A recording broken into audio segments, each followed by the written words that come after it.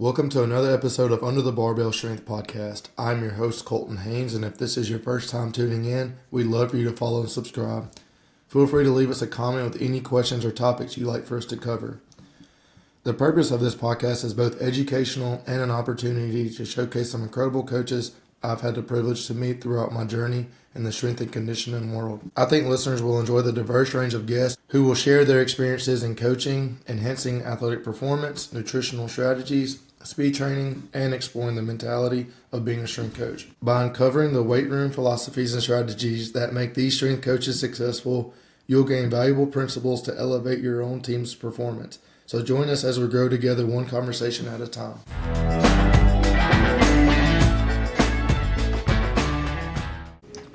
Join us in welcoming head coach at Harding University, Michael Gragg. After playing 4 years for the Bison at offensive line, Coach Gragg started his coaching career at Battleground Academy in Franklin, Tennessee in 2016. And then after stops at TCU in Northern Arizona, Coach Gragg returned to Harding University as the head of strength and conditioning in January 2021. Coach Gragg holds his CSCS and is strength and conditioning coach certified through the CSCCA. Coach Gragg has 2 kids and has been married to 7 years to Morgan. Welcome, Coach. Thank you. Appreciate you having me on, Colton. Yes, sir. So, easy question first. Let's talk about your background and how you became a college strength coach. Yeah, for sure. So, kind of like you said, I got my start as an intern at Battleground Academy. That was just like an undergraduate internship while I was getting my exercise science degree.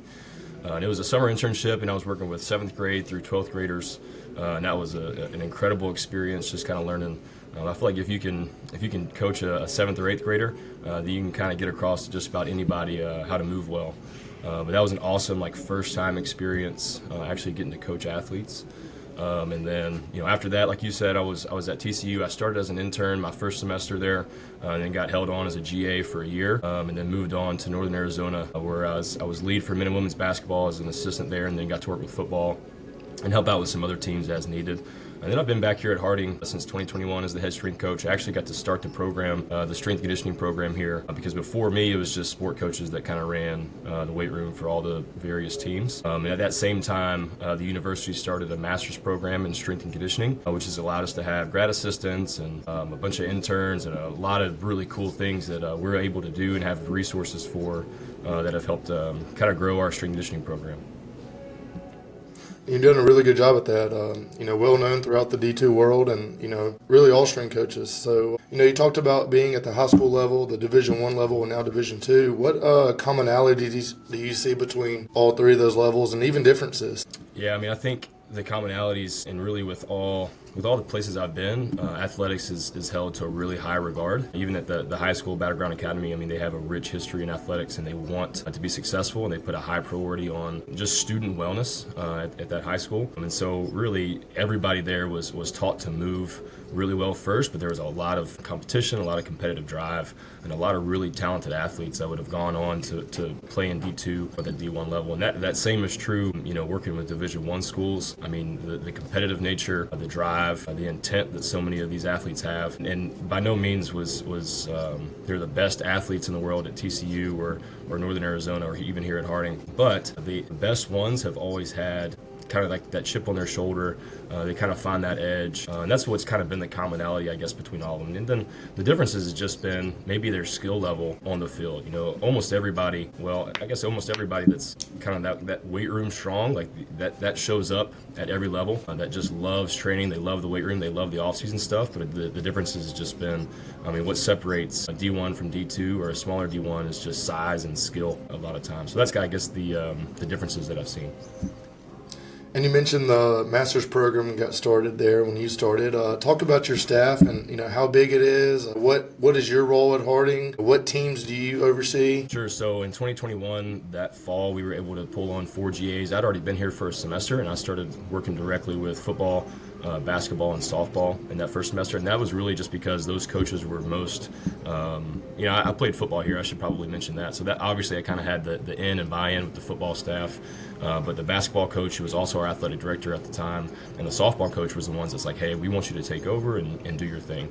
So that's the reason I worked with those teams. And then by the first fall, After I'd been here for a semester, I was able to bring on 4 grad assistants, and then that helped us, distribute the load, and each of them have responsibility for 2 or 3 teams.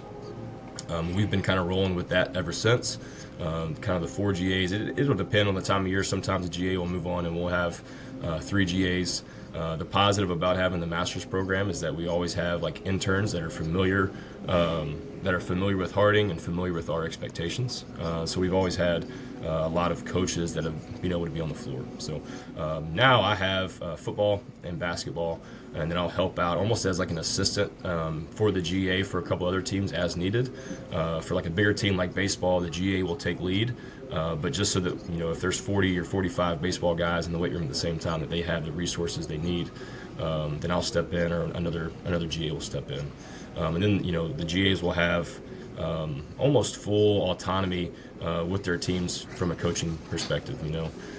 What I desire for those GAs is to come in, and everybody's going to be different as far as like what they're prepared for coaching wise. But I want those GAs to be able to come in and take responsibility as if they're a full-time assistant somewhere, because I believe the more ownership and autonomy that they get with their teams, top to bottom in their program, the more they're going to kind of like learn on the fly a lot of times, and that's going to prepare them for their next move. Because nobody comes to be a GA anywhere just to stay there forever. They're almost immediately looking for that next move, that next full-time job. And so that's what's important to me, is making sure like I meet them where they're at. I'll help them programming wise. I'm not going to let them totally sink, but they need to strain and spend a lot of time on learning how to program, learning how to coach, learning how to build relationships with sport coaches and athletic trainers and administrators, etc. And so that's what's really important to me as far as my expectations of the GAs, etc. And when you're looking for these GAs, obviously you post it everywhere, but what are you looking for, characteristics when they're interviewing with you?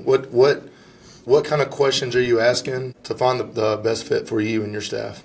For sure. I can tell you what's been really helpful now that we've had our program going for 4 years, and that's our former GAs that have gone and moved on, and now they're referring their own interns for our positions. So that's where we've gotten a number of our GAs in the last year, a few that come to mind. A GA for me when I was at Northern Arizona, she referred a guy that was at Northern Arizona with her as an intern, and so he ended up coming in, Sean Ryden. He did a fantastic job, and then this year we've had 2 or 3 that, 2 actually, Kinsey, and I just hired a guy named Aaron that were both at Missouri State with Grant Carnahan, who was a first-year GA for us in 2021. So that's the number one thing. If I know somebody that can kind of speak for you, speak on your behalf, that makes it way, way easier. But then our process is just, obviously, just like most places, we'll receive their materials. I'll go through that, and that kind of weeds a lot of people out. But then I try to call most everybody that sends me a resume, again, because they're gonna, if they stick with strength conditioning, we're gonna cross paths again at some point, just like you and I have for sure a few times since, I guess I can't remember when that was, but since we first talked. I think it's good to kind of have that upfront conversation, even if it's just a 2-minute conversation, like, hey, we've already got the position filled, but it's good to know you, etc. So that's kind of an important piece, and that just, in my opinion, that creates a positive inflection on that individual and the program. Towards Harding and the program going forward. So, and then we'll go through like the typical interview process after that phone call with most of them. Just trying to figure out like what drives them, what motivates them, understanding their experiences. All internships are different. We've gotten some where the only responsibility the intern has had is just recording numbers and cleaning benches. But really, the best ones are the ones where they've been in an internship program where they actually are given responsibilities like warming up teams and leading teams, especially bigger teams, because most of our teams here, all our GAs are going to have a primary sport. Whether it's a basketball or soccer or baseball or softball, those are bigger teams that you've got to have a presence. And so I need our GAs to be able to come in and have a presence. They can't be shy, they can't be skittish, they got to have a little bit of energy, because not only will the sport coaches sniff it out if you're not confident in yourself, the athletes definitely will. And that's what separates probably the good GAs and the good coaches from the great, is just that ability to have a presence and confidence, even if, behind the closed doors, they're always kind of scrambling their brain for how good they actually are, I guess. Awesome. So help me set the stage here. You hire a GA. Do you automatically give them their team and let them start programming, or does trust come along? How do they go about deciding what team they want and everything like that? For sure. So it really starts up front with me trying to get an idea for how they want to program. And really for I guess our entire staff, I've got like guidelines as far as programming goes. And so we'll use Team Builder, and Team Builder will have, the last 3 or 4 years of what each team has done. And so, my belief is it shouldn't change too much from what they've done previously, So, that's their guidance. It's like, here's our outline, here's our expectations. Those expectations are like, following like a high to low CNS dominant order in their training. Obviously, we want to do if we're progressing a year, we want to do more simple things before you work into more complex exercises. Everything that they implement and coach needs to be something they can coach at a really high level. So if this team has done cleans for the last 3 or 4 years and you've never coached a clean in your life, then maybe this is a learning experience for you if you get them in the off season for how they should progress cleans or introduce themselves to cleans, etc. So that's on the offset, and a lot of times I'll bring them in August. So we'll use a month or 2 in the summer to make sure that their programming's in check, so they understand all my expectations. I try to do as much as I can to make sure on day one they feel confident and prepared for their first time in front of their teams. And then, probably very similar to y'all, like our football team will come in before most of the other teams. And our redshirt freshman group, or really our freshman and developmental group, there'll even be some transfers in that group, will train usually for about 2 weeks before any other teams come on campus. And I'll lead and I'll take the team through the first training session, and then our GAs will lead a session. And that's a really good indicator on where this person is at coaching wise when they get to be in front of a team. Really a bunch of freshmen and young football guys, regardless of their experience. If it's 30 or 40 people, like you gotta know your stuff and be confident and be able to coach a room. And that's probably the most important thing. Like I can help them and guide them, as far as programming and all that other stuff goes, but like you got to be able to stand in front of a room and coach if you're gonna make it, I think. So and that's usually what most of them lack, is that time in front of the team. So that's kind of the weed out process, and then in those first few weeks I figure out like whether they're legit or not, and then I can just work with them individually to improve whatever those weak points are. Got you. And they're real receptive, I'm sure, asking you questions a lot and wanting to please you. So that's awesome. On the flip side, you talk about building trust with the GA and you. How do you build that trust and rapport with athletes as a head strength coach, even if you don't have the team per se? No doubt. Really, what comes to mind is just being available and being present. And in strength conditioning, it seems like a lot of times a lot of coaches shy away from putting a lot of time in. At least I'm hearing a lot of that now. But if you want me to be honest, as a GA, you've got to be willing to go over and beyond and be present with your teams from the second they walk into the weight room until they're finished at practice. Like if you want to really help set yourself apart, like being available is huge. And I try to set the tone and lead by example on that. So that might be from the first time if guys are coming in 30 minutes early before a training session, like trying to interact and get to know them and build that relationship. Even if it's just taking body weights and having a 10-second conversation with each guy, that's huge. One thing that I tell our GAs is regardless of the size of your team, you've got to learn their names as fast as possible. That's one thing that was extremely helpful for me, whether it was a basketball team or a football team. Like, find a way to learn their names in the first week, and I promise you that will go a long way.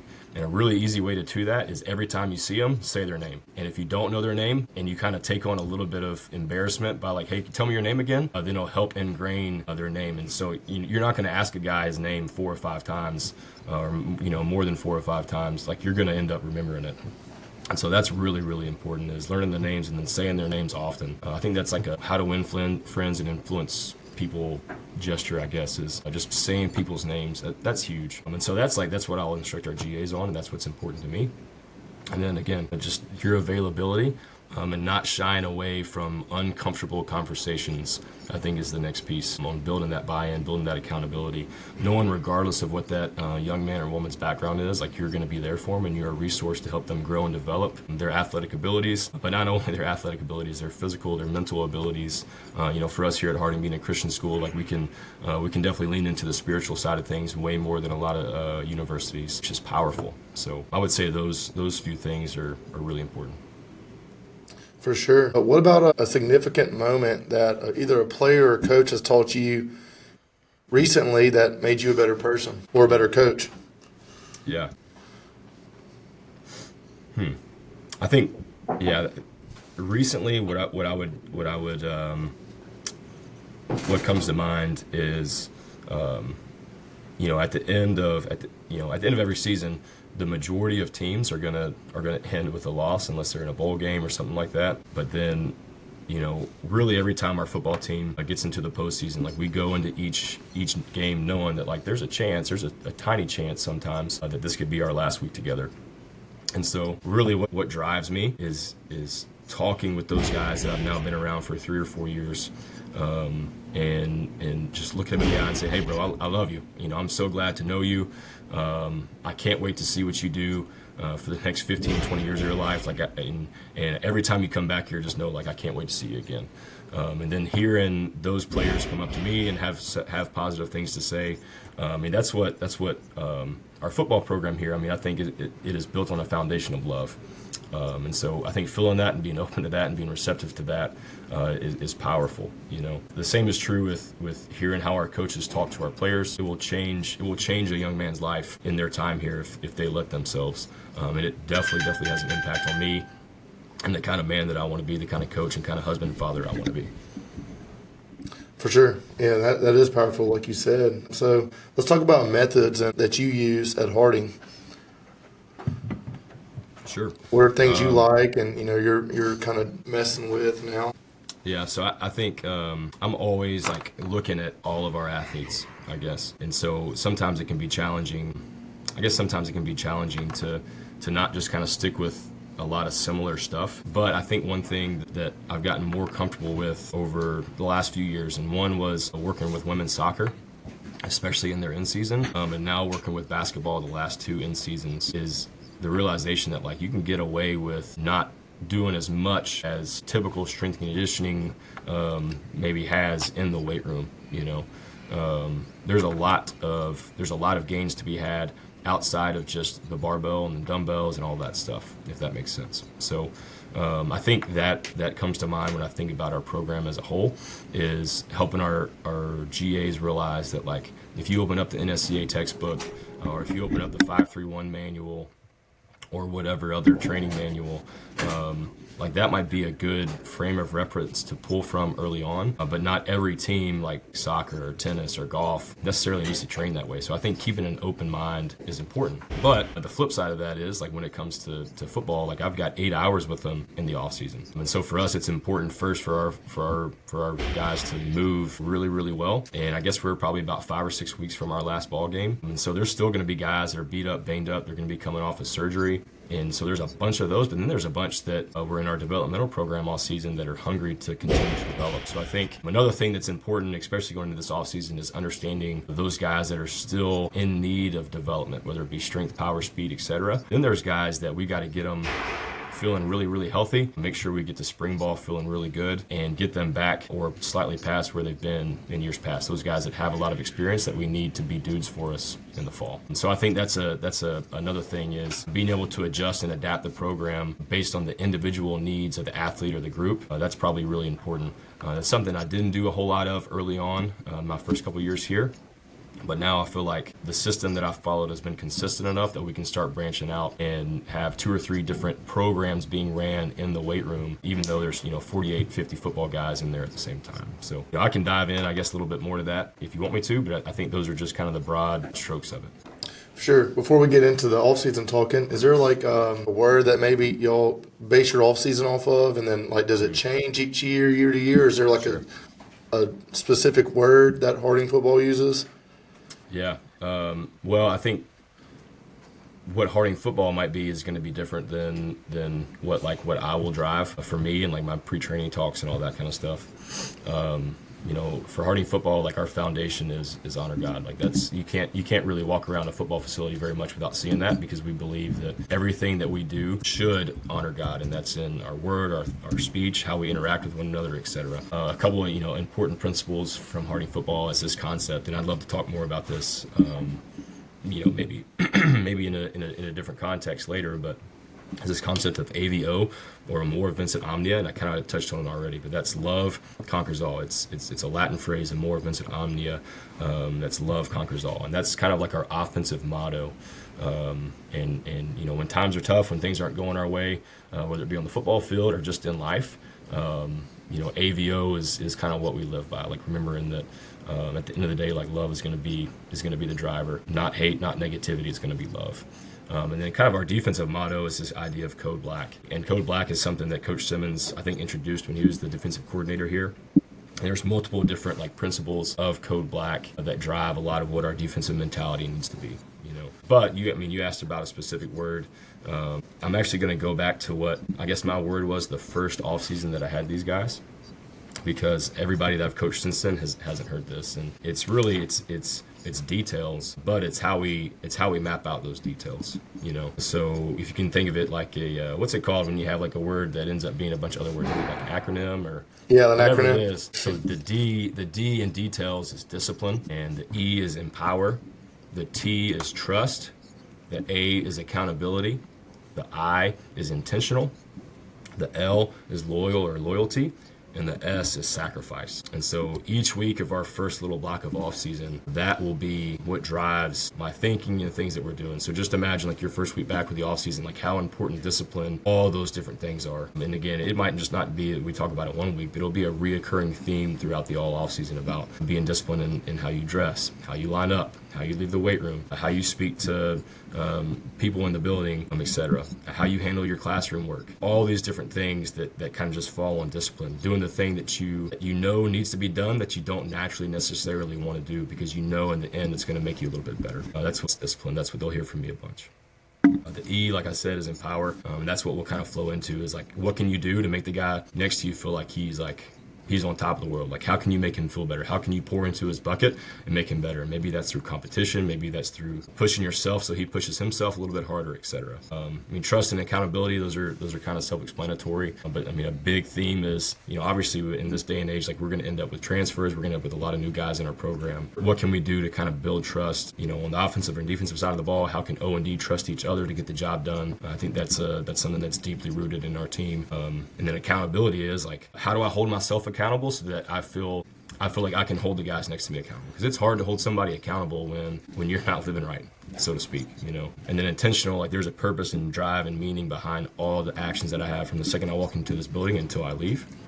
Loyalty is just being there for your brothers, being there for the guy next to you through thick and thin. At some point during the offseason, there's going to be somebody who loses somebody important to him. There's going to be somebody who is kind of checked out, doesn't want to be there, wants to transfer out. That's where loyalty comes into play. And then the last one is sacrifice. And sacrifice to me is just seriously giving up something that you value too much because the long-term gain in the game and the long-term gain in the organization or in yourself, it's going to be worth it.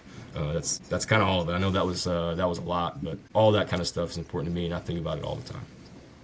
No, it's exactly what I wanted, because it's one thing to hear a strength coach talk about, hey, this is what they do, but when you actually see it, after the game, man, everybody just tore up, and man, again, that is a brotherhood you'll have there, and man, it like that speaks volumes, because it all starts with the coaches, it starts from up top and sprinkles down. But when all the players are fully bought into what you're trying to deliver, and you see it from another program, man, that's awesome. So, kudos to you and your staff and, the football guys. So, and also, you got to be very selfless to run the, offense and defense that y'all are doing.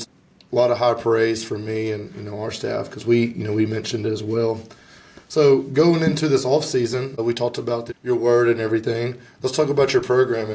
What does y'all's offseason look like at Harding?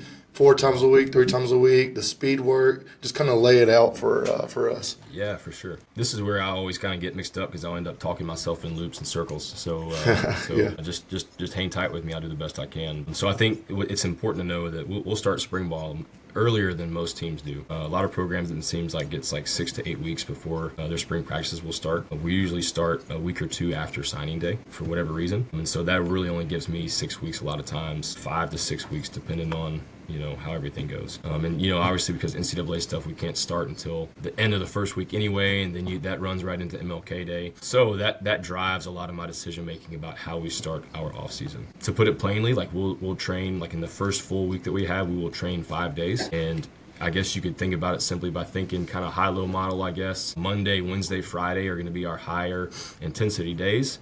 And then Tuesday and Thursday are going to be, they're going to be more recovery days. That doesn't mean that they're going to be easy by any means, but I definitely don't want anything that we do on Tuesday or Thursday to affect the following day, because that's, in my opinion, that's when I've seen injuries when I've messed that up in the past. So Monday and Friday, the general theme is going to be, we'll start on the field and we'll spend 45 minutes to an hour on the field or in the indoor, and that's going to be speed, agility, some type of plyos. Earlier in the off season, it's going to be more extensive technical work. Like we might not just start off with 20, 30-yard sprints, because again, that's probably a good way to get somebody injured. But it'll be technical, making sure that everybody's got the correct shapes and movement patterns that we want them to before we progress towards higher speeds. And what I want to do is as we get towards spring ball, like that's when we're kind of tipping up and hitting those faster times. So I'll take those first 3 or 4 weeks to ramp it up slowly, so that guys, when they walk off the field, they don't feel absolutely spent. They feel like their hamstring's about to tear off the bone when they go into the weight room. Monday and Friday will also be, kind of a classic. Like we'll start with a ballistic power exercise to start the training, and then it'll be a lower body strength. One day it'll be bilateral, one day it'll be unilateral, and then we'll follow that up with some post chain work, some single leg work, and some other lower leg or like weak point training. And that's kind of how we follow Monday,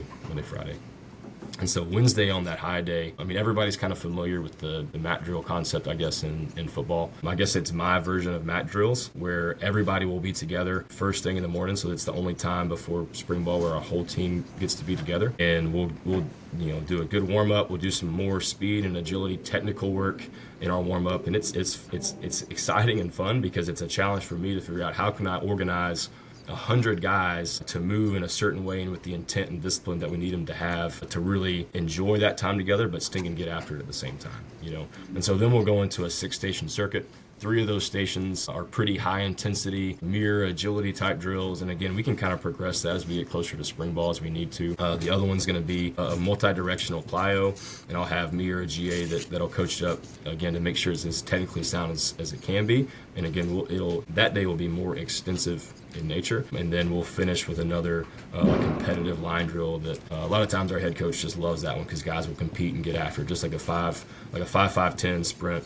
And again, it's fast, but it's not like over exhausting because of the time of our rotations. And then after every single one of those higher intensity stations, we'll mix in some other lower intensity stuff. So it could be a core station or a mobility station, or like a partner push-pull grappling crawl station. It just kind of depends on how the rest of the week will be lined up. So that's Monday, Wednesday, Friday. Tuesday, Thursday are going to be more upper body days, but on those days we'll sprinkle in some lower body injury mitigation type exercises that I feel are important to hit a few times during the week, because if not, like the first thing the athletic trainer is going to do if he gets him in rehab for a tight low back or a tight groin or a hamstring or quad issue are those exercises. So Monday will be kind of more the bench press. We'll do some medicine ball throws out on the field, and then we'll bench press, and everything else is I guess the best way to explain it is the bench press will be the exercise that kind of tacks down everybody's scaps on the bench, but then every other pressing exercise or every other movement is designed to open up their shoulders, open up the scaps, increase range of motion through their upper body more so than anything.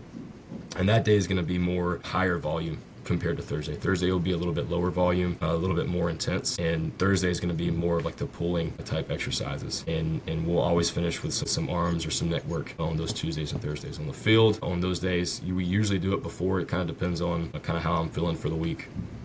But on Tuesdays, like I said, we'll do the medicine ball throws, medicine ball circuits. Again, I think that just helps build. It'll all be kind of an extensive circuit to start the off season. I think that helps build some volume in their upper body, like to prepare for spring ball and off season, but also can build a little bit of power. And we can make those medicine ball circuits kind of competitive, I guess. So we'll have a bunch of different medicine ball throw variations, tosses, throws, single arm throws, all the things. And then as we get closer and closer to spring ball, we'll do some lower intensity conditioning on that day. It could be tempo runs, multi-directional tempo runs, where they might curve or S or make a triangle or box, something along those lines, but enough to kind of get their legs back underneath them from Monday. And then Thursday, most of the times, is going to be, off feet conditioning for some guys that need extra conditioning or guys that maybe need to get their body weight in check. But it'll be the tumbling, crawling, grappling. That's where that day kind of comes up. So guys have to lean and push on each other and understand leverage and kind of have fun doing it. Because I don't know if you have the same experience, but it just seems like 18 to 22-year-olds, they just like to touch each other sometimes. That's supposed to be kind of funny. That's the best way to put it. Yeah. So they enjoy it. And there's some guys that'll be new to the program where they get super uncomfortable, but you just gotta embrace it and get after it and be competitive. So I hope that wasn't too much, but that's the week. No, perfect. To our folks. So in the off season, still you got two different lift groups. Like, is one in the morning, one in that? Like, kind of explain the timeline Yeah. of it. So the way that we do it, it's all based on class schedule. And the thing that our guys have to deal with that maybe a bigger university doesn't have to is like they're kind of limited on what classes. What classes they can take and when, etc. So we'll have 2 afternoon training groups, and if a guy gets out in time, then he can be in that earlier group. If a guy gets out a little bit later, then he'll be in that later group. And so it's usually split half and half. It'll be a mix of O and D, and then the way that when we do our conditioning or when we do our speed work, then that's when I'll split them up into like a skill group, a kind of a mid group, and a big group. And that'll be for every day. And then when they come in the weight room, they'll be in those same groups, almost like pods, I guess. We've got 16 racks in our football weight room. So you can imagine like the first 2 half racks, so 4 platforms might be all O and D line. And then the next group will be maybe linebackers and our fullbacks, B-backs. And then the rest of it will be. Okay, and then we transition into summer. There's no school going on. What does the summer look like for you guys? Yeah, so summer's pretty unique in that we don't require guys to be here at all, but usually our better players choose to stick around. In the summertime, we'll have an early morning group. Usually we start about 7. And our guys that are here, usually they leave around 8:30, 8:45, and they'll go to work and then work the rest of the day so they can make some money, or some of them will have class or something like that. And then there's another group that'll train in the afternoons, and usually those guys have been at they've been at work all day. I think one funny example is like we've got this past season, maybe the last 2 summers, 2 offensive linemen. We'll usually have 3 or 4 guys that'll work for like our city's Parks and Rec department, and they will literally work from 7 a.m. until 3:30, and they'll come in and train it from. And they're always they're all covered in dirt or grass. They've been weed eating. A whole lot of funny stories about like what they've had to do working for Parks and Rec. But I mean, it's just like it creates a mentality that if they do that for 2 or 3 summers, they're going to be unstoppable in whatever career path they choose when they leave here. Yeah, okay. And then we go into the not only preseason but in season. Mm-hmm. You have to obviously go around class scheduling again. So in our preseason period during camp, this might be a little bit unique, so I'll share it as well. I'll kind of map it out on like when our most physical practice days are, like when they're going to do the most competition, that will be the days that we lift. And we'll usually only try to get 2 lifts in during the week. And like I want them to spend as little time in the weight room as possible. Like I'll make a joke, like I'm going to hand a stopwatch to the first guy in there. And almost like, I don't know if you went to Disney World as a kid, but they used to hand you like a card and you get a fast pass or whatever, and they wanted to see how long it took you to get through. I've had interns before be like, hey, watch this guy and like see how long it takes me to get out. And it's usually about 20 to 25 minutes. It'll be 2 main lifts, 2 accessories, and then they'll go into like our team meeting room and they'll do a whole bunch of like mobility things to kind of drive the parasympathetic nervous system before they go to lunch. So they're not just all amped up and hot and tired. That's preseason. And then when we get into in-season, again, guys will be split up into groups.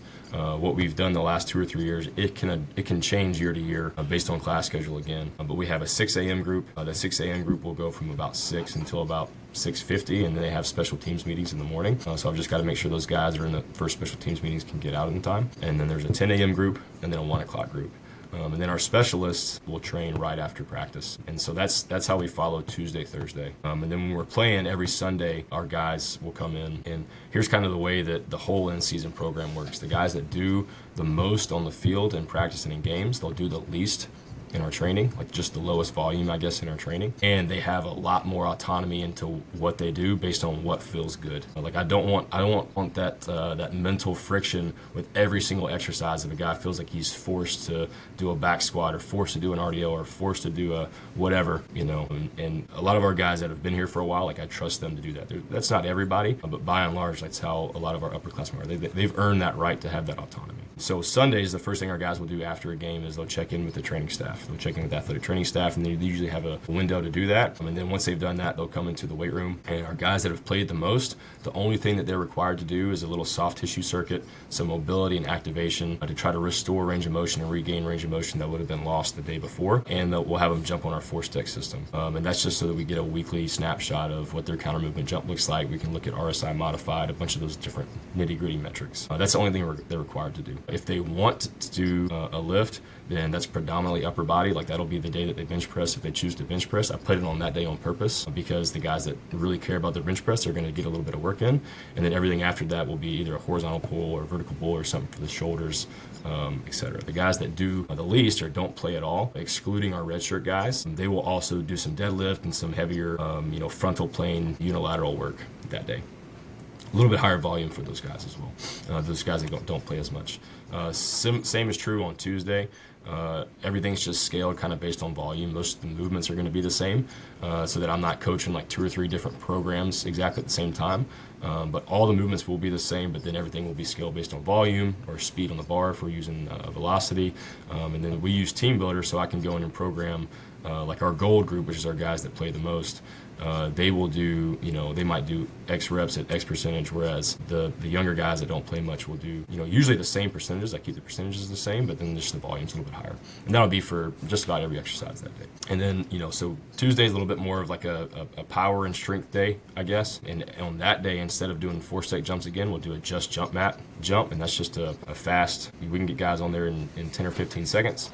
And we do that through the entire season. As just a data point to see like where's this guy at, and it's actually really cool to see how many times in big weeks and big games like guys will have their best jumps because they're feeling good. It could just be the mental aspect of like, hey, we're not playing this this not so good team, and so I don't have to put as much effort into it. But it's really cool to see how many guys continue to climb up from what they did in preseason through the year while also maintaining their body weight. Really, really cool to see that on Tuesdays. And then Thursdays, it's way less volume for those guys that play the most. We'll do a sprint, one-time sprint that day. This past season, we just kept it with one 15-yard sprint. The previous season, 2023, I actually moved it up. Like I continued to progress it through the year, and so we did some 30-yard sprints. This season, I just kind of wanted to be a little bit, less aggressive on that, I guess. And then on those Thursdays, when they come in, they'll do like a single arm or unilateral, like power, upper body power exercise, some post chain work, and some any other little accessories as needed.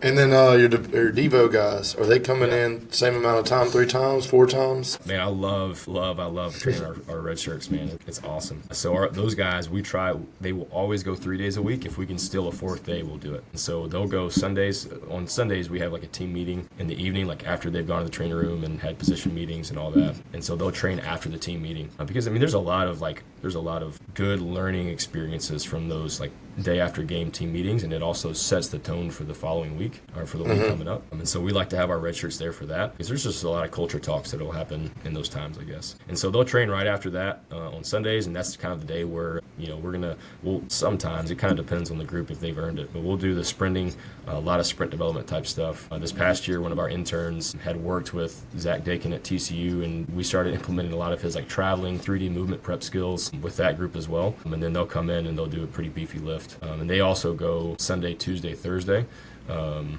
it'll kind of follow like everything will always start ballistic, but one day it'll be squat, one day it'll be bench, one day we'll do deadlift variation or RDL. And then if it's a home game, we'll go on Fridays in the afternoon because we want all of our guys here for home games. And then what's really fun with our redshirt guys is on game day mornings of home games, we call it the Red Dog Challenge. And a red dog is technically a baby bison, like if you Google it. And so like a baby bison is just small, kind of has this red hair, so they call them red dogs. So instead of red shirts, we call them red dogs. And so that's on Saturday mornings, I always have some crazy competition challenge, and they're split up into these teams, and they're just competitive kind of accountability teams. And so that's every game day that we have at home. They're bought in, correct? These guys love showing up every day. That's good. That's awesome. Oh, yeah. Obviously, the ones that aren't bought in, like it shows up pretty quick, and they're the ones that won't be with us next week. Get left behind. So they get done lifting. What is the nutrition portion like? Yeah, so our football program does a good job of supplying that for our guys. There's not a strength conditioning or athletics department budget that serves all of our athletes as far as nutrition goes. So I think that's kind of where we're behind the mark there, just to be honest. And that's something that I will continue to push for year in, year out. It comes up in meetings often, how we can gain an edge there. But for our football guys, they'll get a protein shake right after lifts. We'll have, especially when we're practicing, when we know that they might be in a pinch, time scheduling wise, we'll make sure that they have other snacks as needed. Now, are you making the protein shakes, or are they like the muscle milk pre-made? Well, we actually do even less than that. We scoop protein powder into cups. and then they just mix it up themselves. That's awesome. And we're already Did that at spending Delta State.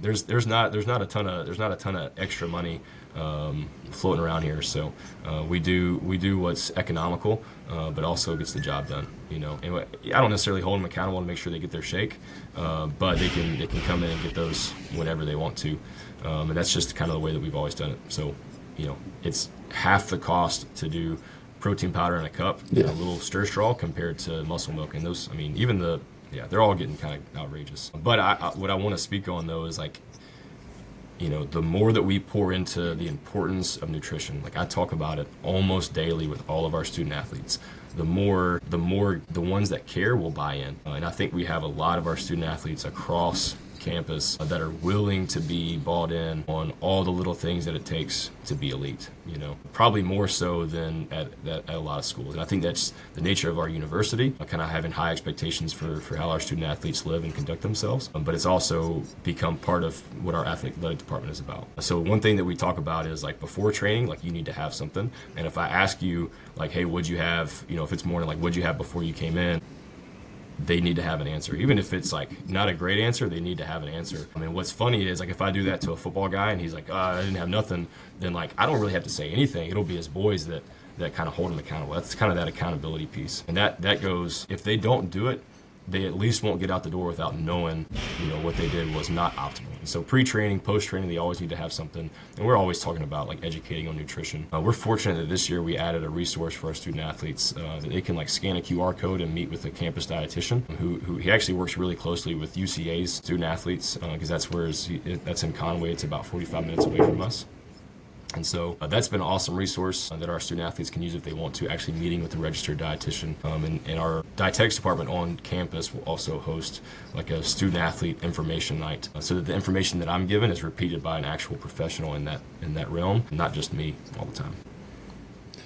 So you talked about your force plates earlier. Let's talk about other technology that you have available. So I think, like I said at the beginning, we've got the master's program in strength and conditioning. Okay, and part of that is one of the classes is all technology implementation. And so from the very beginning, that allowed me to bring in a whole lot of good technology. Like I said, we've got devolved force decks that have been integral. I'm by no means a sports scientist, and we don't really have a dedicated sports scientist on staff. So very much I'm kind of part-time dietitian sometimes with the information that I have to share with our student athletes. That's kind of how I feel about sports science sometimes. So I do the best I can with what we have. I want to say that on the forefront. But the force decks have been huge, at least integrating into our systems as a checks and balance systems for where our guys are at, how we need to adjust as needed. And we've also got Vitruvi velocity units and some iPads that will hook up to those, and that's extremely useful. We mainly use it since we only have 6 of them. We mainly use it for in season when those groups are a little bit smaller, and I'll use it in the summertime when those groups are smaller as well. Again, two things really. If I want to be really sure of where a guy's at movement wise, I will use percentages and velocities to give myself a check and a balance.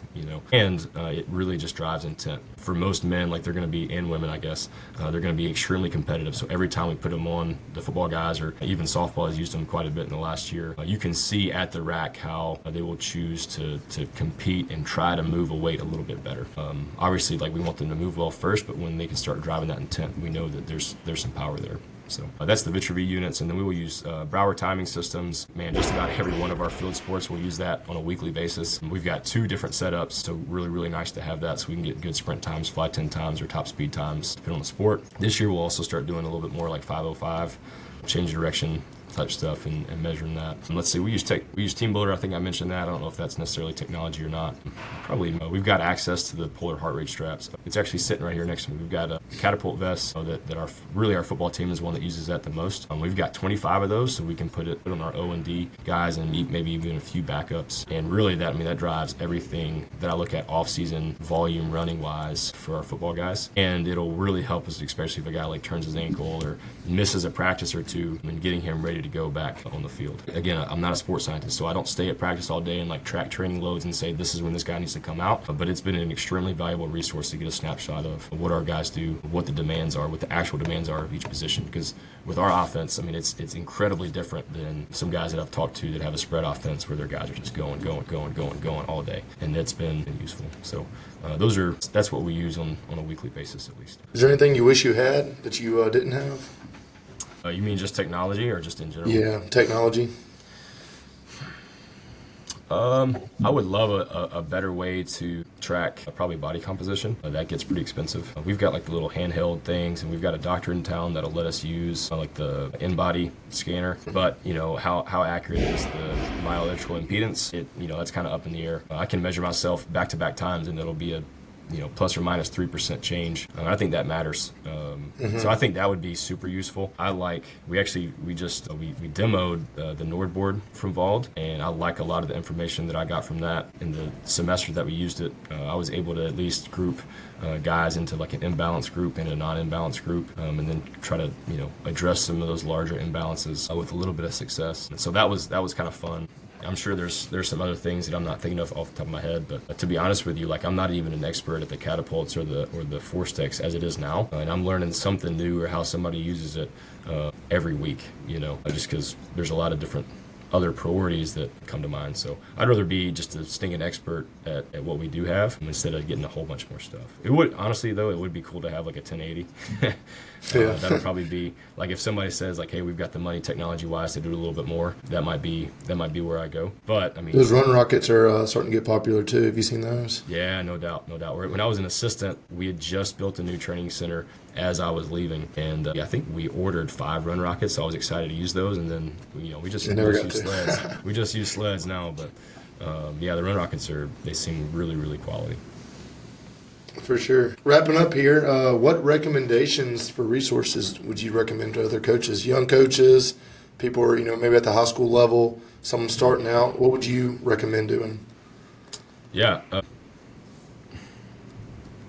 Broadly, get off social media and go visit other coaches, do site visits, find a way to connect. There's probably, at least from what I see from our GAs, there's probably more harm than good on social media a lot of times. There's a lot of really good stuff, but I think if that's your first experience, like learning means and methods of strength and conditioning, then you don't know how to filter out the good from the bad.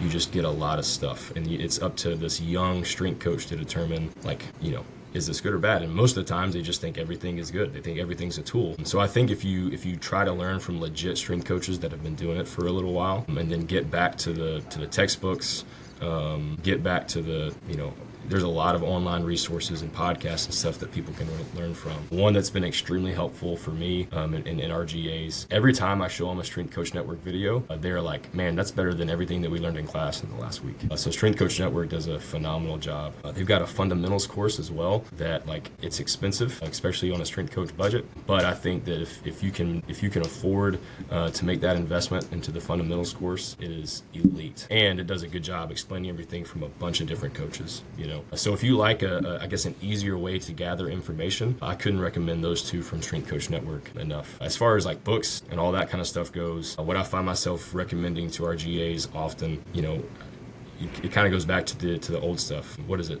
Science and Practice by Zat Siorski. I recommend that for all of our GAs to read the first few chapters of that at least. That's always great. Let's see. We'll share. And I shared Mladen Jovanovich's strength training manual, and that'll be part of our guided reading. That's really, really good for a young strength coach learning how to program sets, reps, percentages, etc. It seems like any speed resources that are kind of time tested seem to be really good. So all the Charlie Francis stuff, all the Derek Hansen stuff, I've gotten a lot of positives from there. That's to name a few. I guess, even in the agility world, like Lee Taft, I was talking with a guy about Lee Taft the other day. He's been putting out information for a really, really long time and has so much good stuff in the agility world. I could go on and on, but those are a few. And then lastly, any shout outs you want to give out before we end it? Yeah. First off, shout out to you guys, Ferris State, for having a fantastic year in football. Thanks, in the Coach. national championship. I mean, that was impressive. Obviously, like, we were on our high horse, thought we were something, and I hadn't seen a team do that the way that y'all did in a long time. And I've been around Harding football since 2013, so that was impressive. Gives me nightmares sometimes. But no, I want to shout out. I don't know if anybody will really pay attention to this or not, but like, I want to shout out every single one of our GAs, former interns, our current GAs. Really, like, they made an investment in being here.